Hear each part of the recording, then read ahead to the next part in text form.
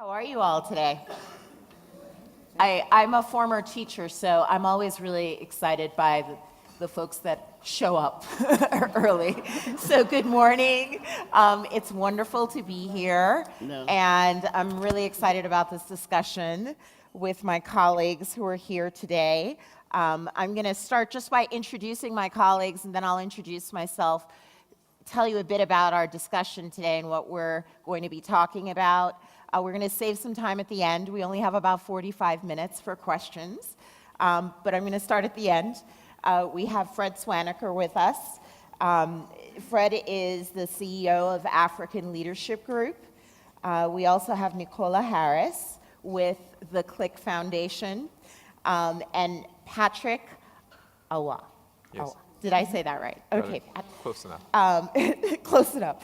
Who is the founder and president of CHEC University and College. Myself, I am Diane Robinson. I am a Jamaican and proudly of African descent. It's wonderful to be back here in South Africa and to be here at the African Philanthropy Forum for the first time. It's been a wonderful past day. So I'm going to start this out by telling you a little bit about the work we do at Teach for All. I'm not sure how familiar you are with our work. We're a global network of 48 countries that are all independently run organizations that are all united by the same purpose of developing collective leadership to ensure all children can fulfill their potential. And this week has really resonated with me personally. The topic of, bridging the gap between potential and reality really, I think, speaks to the work that all of us do. So I'm excited to talk to you a bit about that. And before I start, I just wanted to share a little bit about how we think about the problem at Teach for All, which I think really resonates with a lot of our discussions this week. Right? The problems that so many of our kids are facing are so complex, and the way we think about it is that there's no one single solution to this, especially in education. It's a puzzle, and what we actually need is leadership. Bode yesterday spoke to this. I heard leadership come up again last night. So you're going to hear us speak to that a bit today. But I want to ground us before we get started in the story of a student who I actually had the pleasure of meeting.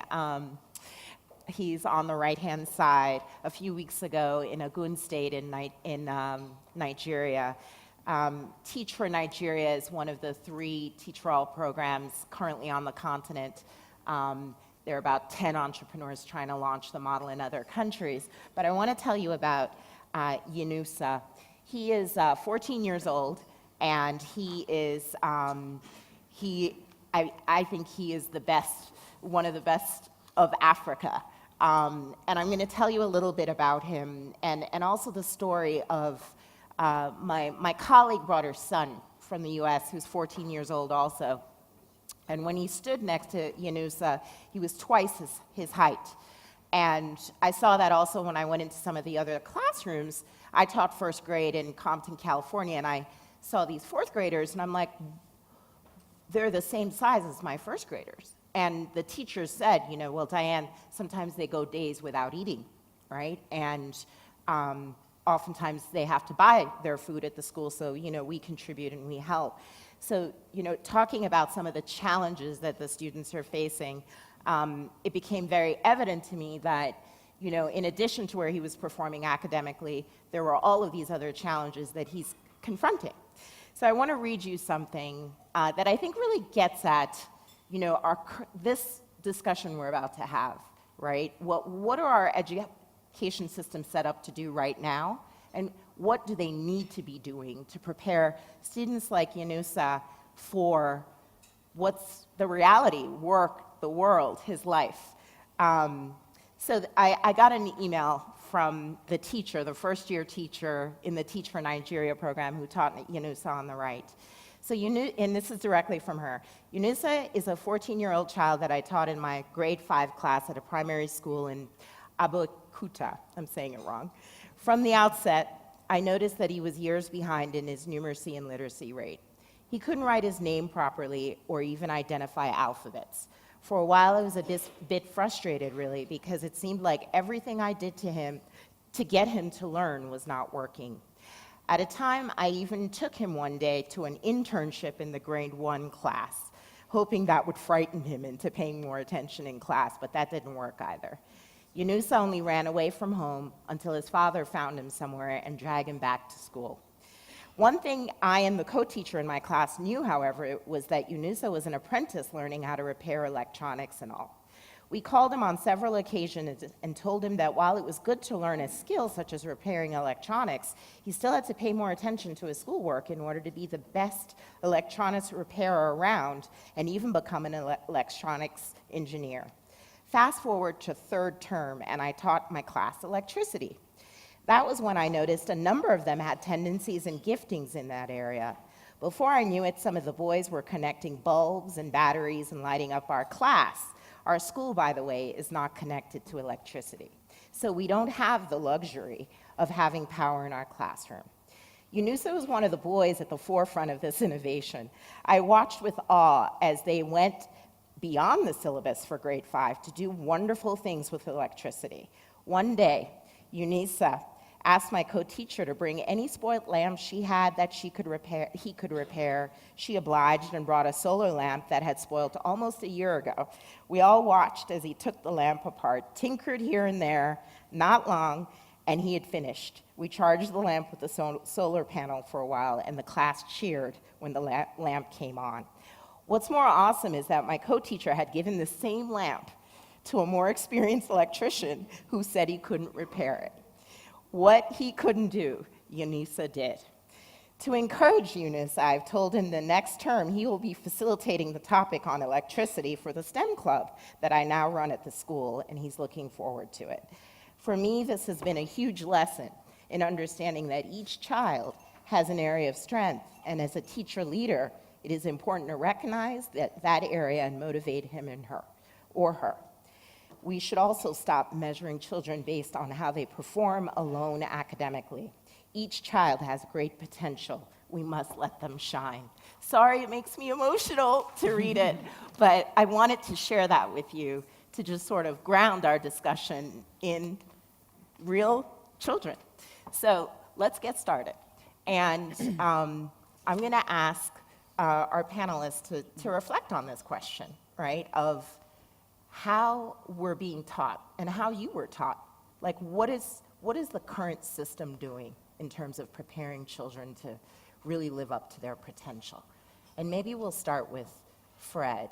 And Fred, you told us an interesting story even about your own education system and how you were educated. So maybe tell us a bit about that. Can you hear me? Is my microphone on? Try again. Hello? It's not on. I think they're getting you. Here you go. Yeah. Hello? We're close. Technology is good, but only when it Always works. fails you when you need it most. Hello? There you Yeah, go. there we go. Okay, thank you. Well, good morning, everybody. Thanks for joining us for breakfast. I'll talk about two stories from my own education. The first was really, I remember when I was primary school, secondary school, a lot of my experience was about learning about facts and figures from other parts of the world that I didn't understand. So I remember we would be learning about wheat farming in Iowa and about the Russian Revolution and all kinds of things that, you know, I didn't see what the relevance was to my own life. And it was also very much a hierarchical experience. So students, the teacher would walk into the classroom and you'd stand up and say, "Good morning, Mr. So-and-so." Sit down. And then they would start writing on the board and you would copy. and that was the end of class. There was no discussion, no debate. Sometimes if you ask the question, you might get into trouble. So it's very much this thing of, of hierarchy and of just taking instructions and not questioning. And the final story I'll share is just goes back actually to really when I was in first grade, and we had moved to the Gambia at the time. And I remember it was the end of the first school year. And I distinctly remember this moment. My mother came to pick me up, and my teacher, who was a nun, I think she was a British nun or something like that, she walked me out with my mother, and they had just, the end of term grades had just come out. And I'd come 24 out of 25th in class. And I remember her shaking her head and just saying, "There's no hope for this boy." And so that really stuck with me because one of the things that I've come to believe over the years is that young people rise to expectations. And so if you set low expectations for someone, they are going to perform to those low expectations. So one of the things that has really shaped my educational philosophy, and as I think about some of the results that we've achieved at the African Leadership Academy and the African Leadership University and so forth, when people go there, they're blown away by the caliber of our students, and when they go and they're competing at the global stage at the best universities in the world, at the best companies in the world. And people, think that a lot of those outcomes is because of what we put into the student. So what I believe is that educational outcomes, half of the outcomes you see are driven by what you put into a student. So your curriculum, your facilities, your teachers, things that cost money. The other half, I believe, comes from what the student does for themselves. And that comes from your culture, the culture that you set in the school. Do you have high expectations? Do you believe in the student? If you look in someone's eyes and tell them, you are going to be great, you are going to be successful, that person actually starts to believe that they're going to be successful. They start to believe in themselves. And you give them a purpose, and then they do for themselves. And they start to rise. And that doesn't cost you any money. It's culture. Yep. That's very helpful. Thank you, Fred. So Nicola, tell us a bit about what your work is, and also this piece of like the student and what the student brings to this, right? And also thinking about what is happening in the current system right now. Do you think we're bringing out the potential of students? Okay, so to start with what we do, we founded the CHEC Foundation in 2012 as a response to what I would term the education crisis in South Africa. And basically, our focus was to use technology to deliver impact, make data-driven decisions, and find a cost-effective and scalable solution. So our primary focus is foundation phase English literacy. The Pearls study that was released last year from the 2016 report ranked South Africa last, with 8 out of 10 grade 4 learners not being able to read for meaning. So play that forward into the job force and things like that. It's pretty scary when you think about it. So, that's a large-scale systemic problem, and last week I was in a meeting where someone told me, the current system is very well designed to deliver the outcomes that it's currently delivering. So realistically, we need to look at ways that we can shift that paradigm and be innovative in terms of solving some of these problems. So, certainly in South Africa, we're not looking, in my view, through our education system. I mean, you pass subjects getting 30%. Imagine your doctor only knows 30% of what they need to know to treat you. And that, talking to Fred's point on setting standards that people can rise to, systemically, I think we've got a challenge there at a basic education level. So for me, I think technology plays a huge role, and in some of the unexpected challenges you can solve with it. Challenges of big classrooms, suddenly you can give a one-on-one experience using technology. It can be fun and interactive. Young kids are inherently curious. They're there to learn, yet our education system says, come sit in the classroom, be quiet, don't say anything, and you kind of beat out all that inherent curiosity from them, and now you say, okay, now we're ready to learn. I'm amazed when I go into township schools, into the more rural schools in Mpumalanga, the discipline is actually exceptional for the size of the classes, and that the kids will sit there, they'll be quiet, but I find that quite depressing because it means they're no longer curious, they're no longer inquiring, they haven't had that element sort of nurtured, and I feel we need to start nurturing that inherent curiosity in our young kids. Yeah. And what about you, Patrick?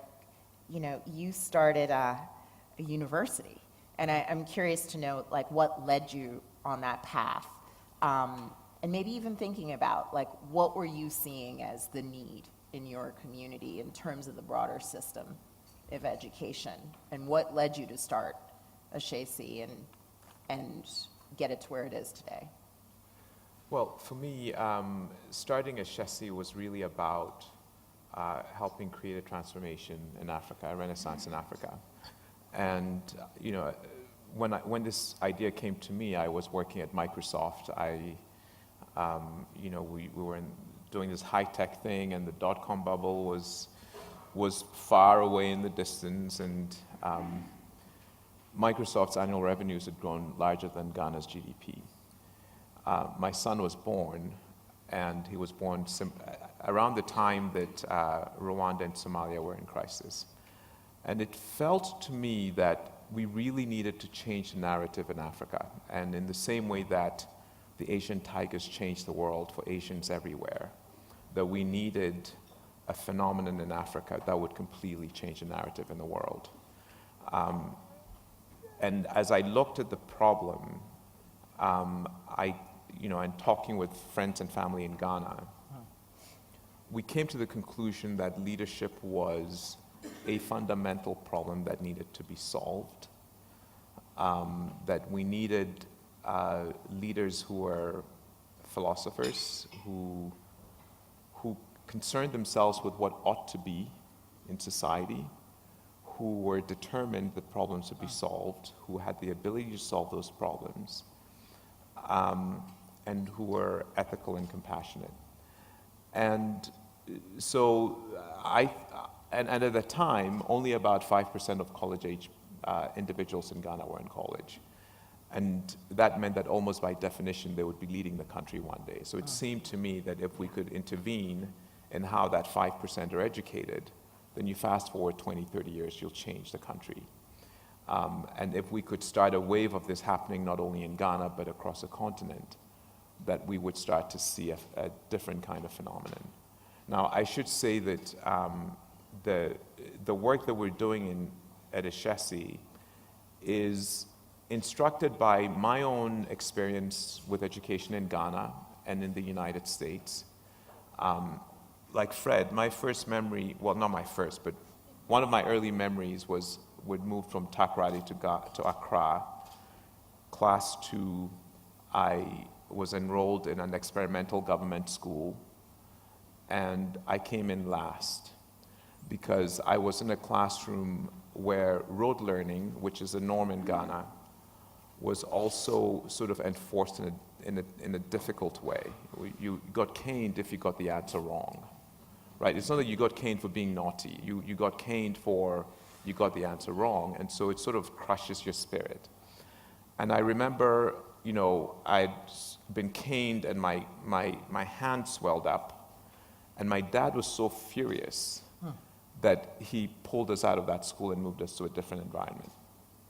And the next term, I was at the top of my class. Same kid, different environment, very different result. Still went through rote learning. Eventually went to a college where we were learning different things. Instructors were interested in what we thought. They encouraged us to be creative, to be innovative, and it completely changed my life, right? So, and I felt that if I could bring that back to Ghana, that this would be an important contribution. It's so interesting because, I grew up going to school in Jamaica, and your stories resonate so much with, I had the British nun who would beat me. She would make us go pick the stick, actually, to beat us. and it worked on me. I was one of those kids that got straight A's because I didn't want to get hit. But it's just fascinating. You know, Peter Senge and quite a few folks would refer to this system that's been created as this global education system that has been like basically exported around the world, right? Of like rote learning, memorization, this is the way to go, beat the curiosity out of children. It doesn't also work for all kids, right? Like some of us were able to figure out how to thrive in that system and many aren't, right? So just switching a bit now and thinking about the system that we would like to design for our students, right? And thinking about a lot of the conversation we had yesterday, right? I heard someone speak to character, competence, capacity, right? And developing that in our leaders in Africa. I would argue we need that around the world right now more than ever, as the world is so divided, right? And thinking a lot about the conversation yesterday about being locally rooted in your community, right?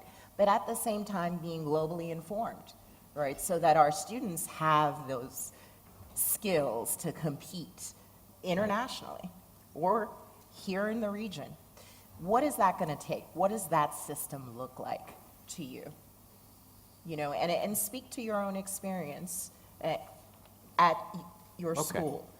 Sure. So for us, you know, I think you make a very, very important point that we ought to be educating people who are going to be globally competitive and who are going to make our economies globally competitive. And so for us, we sort of make no excuses about really playing at the level where we want our graduates to be as strong as their peers from anywhere in the world. So when an HEC student demonstrates to me an AI that he's built that is predicting with 60% accuracy whether a piece of music is going to be a hit or not, or demonstrates to me a self-driving vehicle that he built and programmed that is using, you know, machine learning, that to me is an important capability that the student is presenting to me. But it is also incredibly important that we educate students to have empathy and to have a strong sense of ethics. And so our curriculum also includes a requirement to serve society. And so students are challenged to go out into society and find problems in economically disadvantaged areas and to apply their skills in solving those problems. And it's amazing what it does to a young person to go into a village where things, you know, the borehole is not working, and they take the pump out, they take it apart, repair it, put it back, and now people are drinking cleaner water. They've learned engineering, they've learned compassion, and most importantly, they've built a confidence from solving an important problem, right? And I think that it's really important that we encourage our young people this way. And as Fred said, to have a culture on campus of a capability of an ethical bearing, so our students have an honor system that they self-enforce. All of those things are important. We have to do all of that on our campuses, in our classrooms. So sort of building on how you create this culture, I'm actually curious to hear, Nicola, from you on like how you would describe this redesign system, especially the role of technology in this, and also thinking about training the adults in all of this who learn differently. Yeah. So I think firstly I would say I don't think there's one system. I mean, talking to Patrick's earlier point about different, same child, different systems, and you know, we've got different problems, you know, within communities, within, you know, provinces, within countries. So you know, I think I'm a big believer in planting a lot of seeds. I think we need to plant a lot of seeds on this education challenge and try a lot of things. But when we're doing that, you know, as Magrasha said last night, we need to be deliberate about what we're doing, and we need to think, same as we're aspiring students to set high goals in a culture, we also need to set high standards for those interventions in terms of what we want to achieve and how we take them to scale, because there are lots of pilots of some really interesting things, but some of these things we need to now start thinking with a much bigger systemic mindset to change the actual paradigm and system.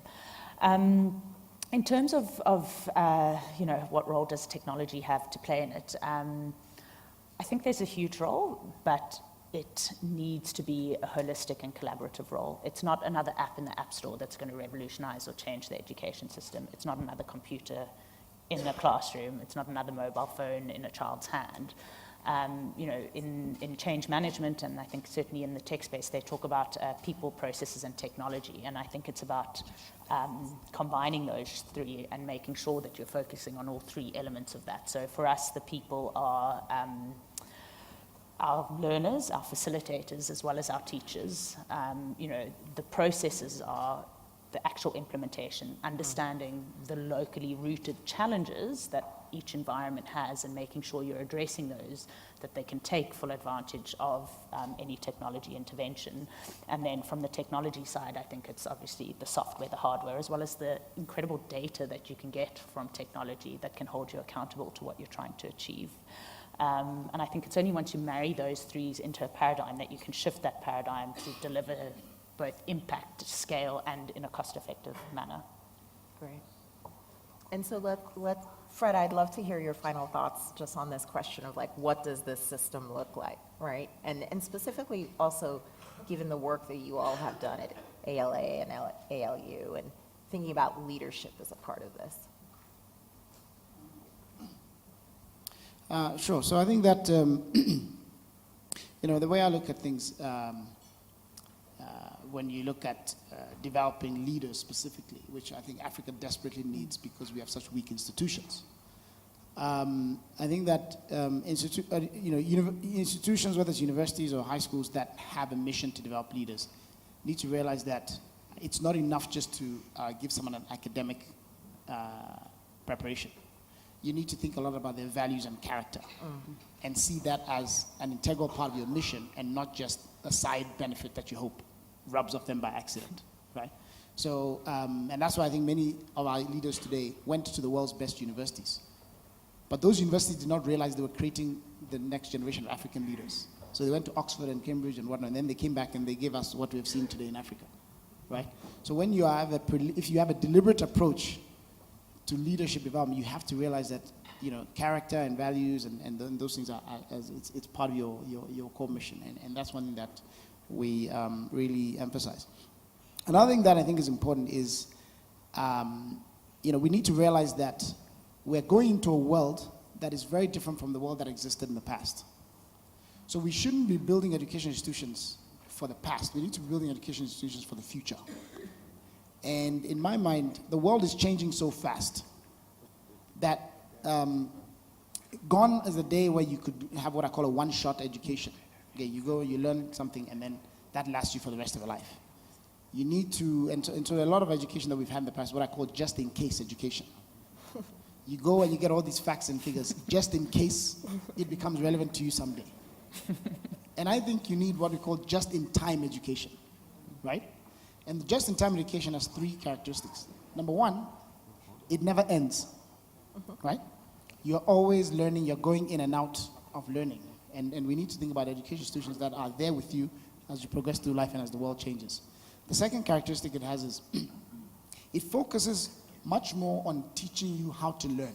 So the end goal of this education system should be learning how to learn so that you can continue learning as the world changes. Yeah. And more importantly, learning how to solve problems, right?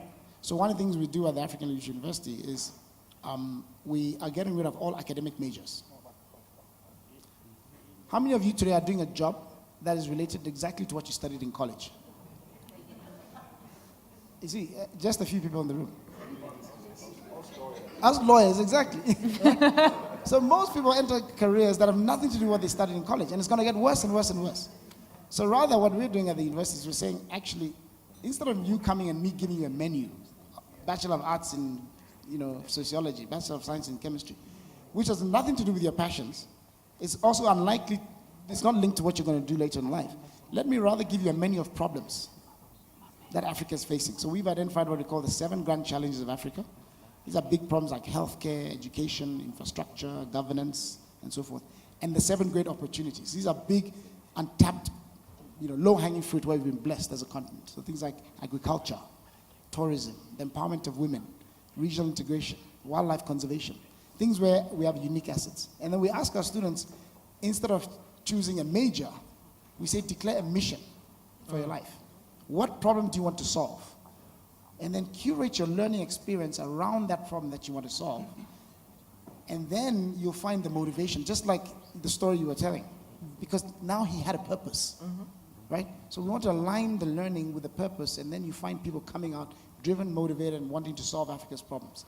The final characteristics of this just-in-time education for me is it integrates learning from multiple perspectives, not just in the classroom, right? So you're learning from projects you're doing, you're learning from internships, you're learning from mentors, from experts, and we have to adapt that kind of methodology because we don't have good teachers. We don't have enough teachers. So today, and technology allows you to do this as well, allows you to learn by yourself from so many different methodologies. And so this is the kind of education system that I think we need if we're going to be able to really make the rapid progress that we need, because we don't have a lot of time. And we'll come back to this. Thank you. That really resonates. So we don't have a lot of time, but are there any questions? We could maybe take 2 questions. I see a hand here in the middle. There's a woman at the table right behind you, and then Mr. Oyebode also. So it's nice to be listening to just in time as opposed to just in case. But I think the reality of our situation is what we're talking about here is the top 1%. And the changes that private universities and the private sector is putting in place. The reality of the continent is decay, distress, poverty, and lots of, and all of it in the public schools where the generality of our student population is. What are you guys doing about pushing down some of these ideas in your engagement with policymakers and regulators and governments? Because that's what we need to do. It shouldn't be just about the tip of the iceberg.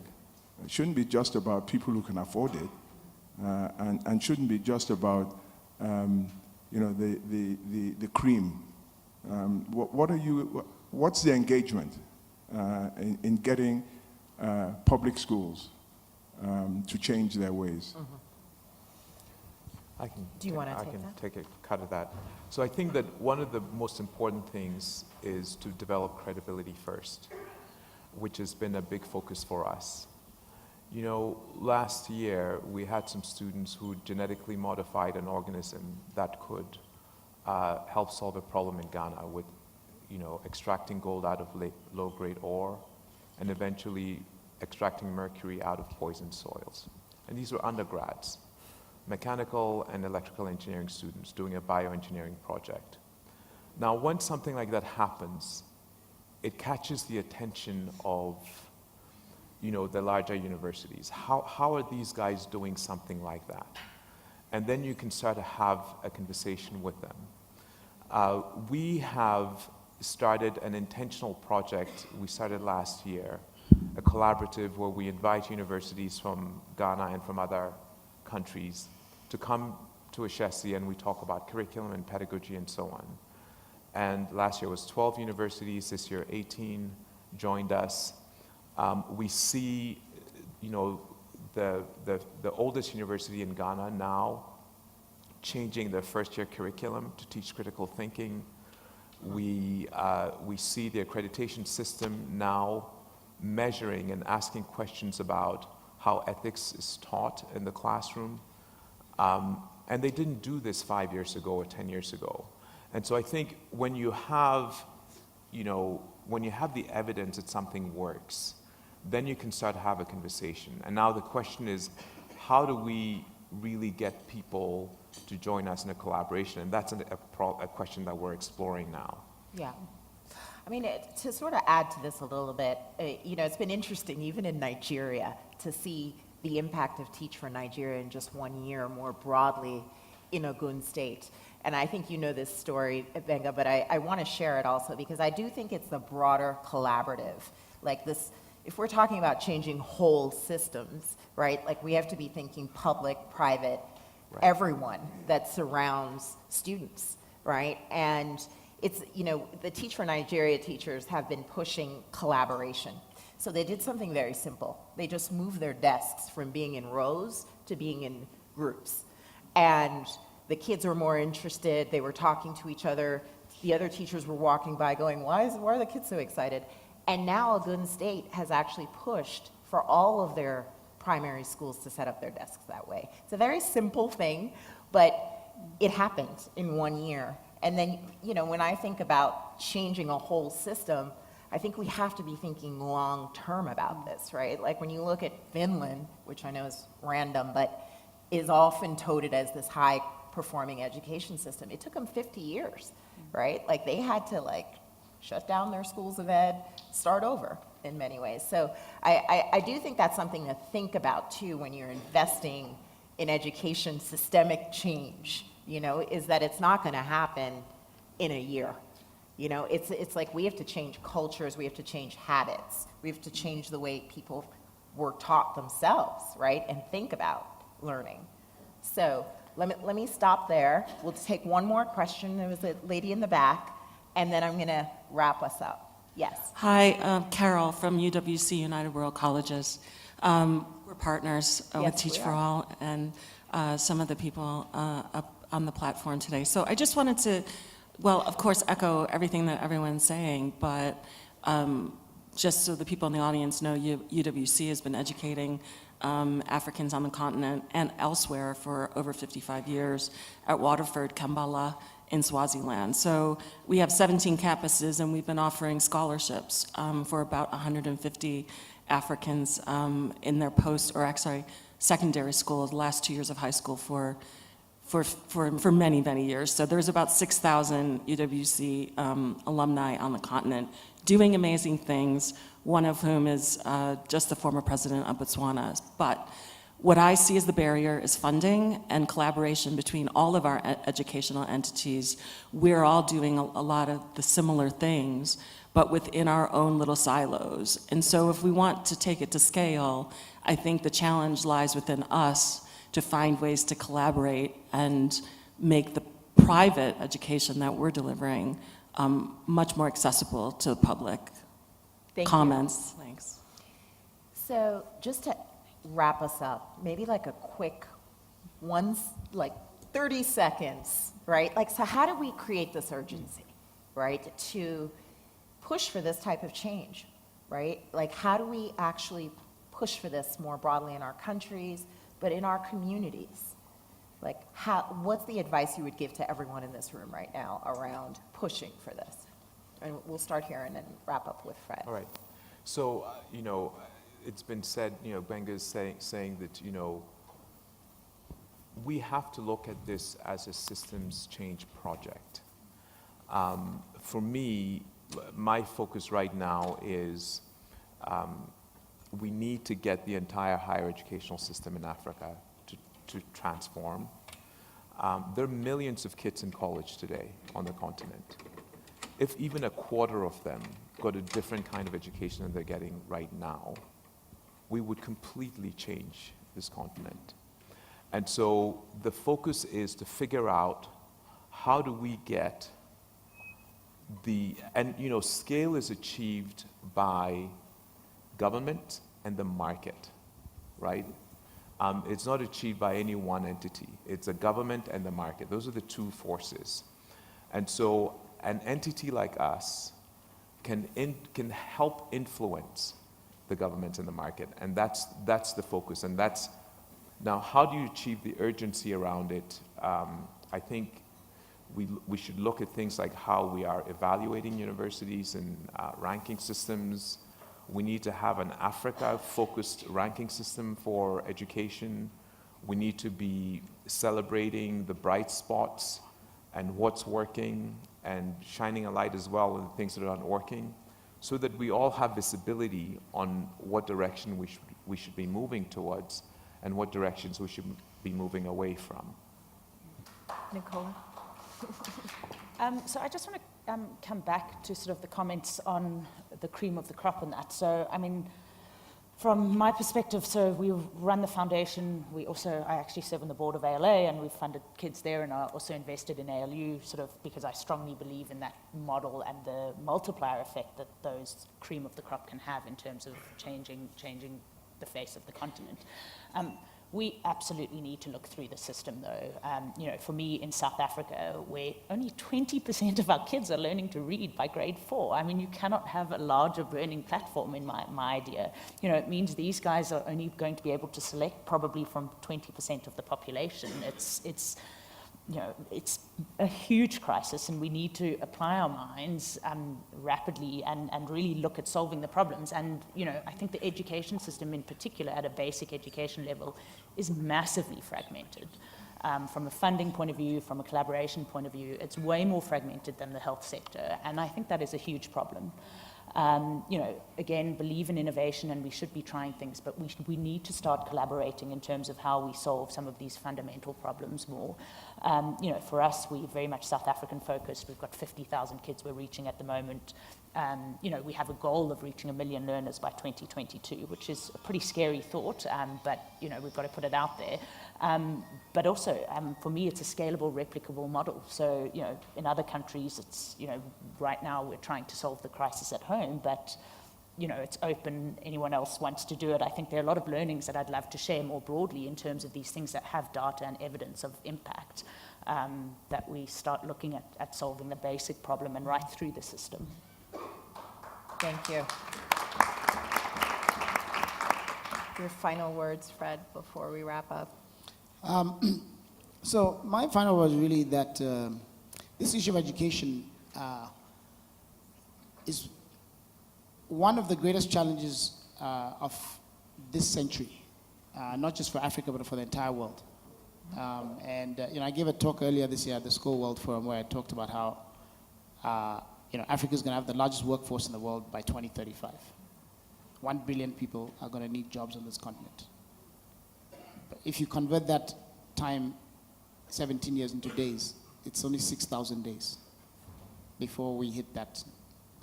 And so right now, all of this continent in the whole world, we're walking around like, what is it, with our heads buried in the sand, pretending this thing doesn't exist. And we are celebrating youth bulge. Hey, we are happy. No, this is like a huge humanitarian crisis waiting to hit the world. And all of these immigrants that you are seeing on the boats to Europe and everything, you haven't seen anything yet.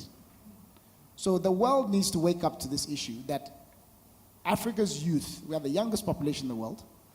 It's either a time bomb waiting to explode, or it's one of the greatest opportunities for the world, because the rest of the world is aging. And the young people, what we have as innovation and passion and resilience, and that can actually be a force of energy that can drive global development and global innovation. And the big difference between those two scenarios is going to be education, right? So we have to realize that when you don't have a lot of time, you've got 6,000 days, we don't have a lot of resources, we're very poor. You need unconventional solutions, right?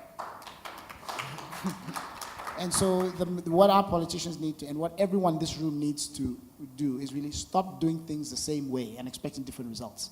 We need to really take a clean slate, put aside the traditional methods and say, what unconventional methods can we use to educate 1 billion people in 6,000 days? And that is not the status quo.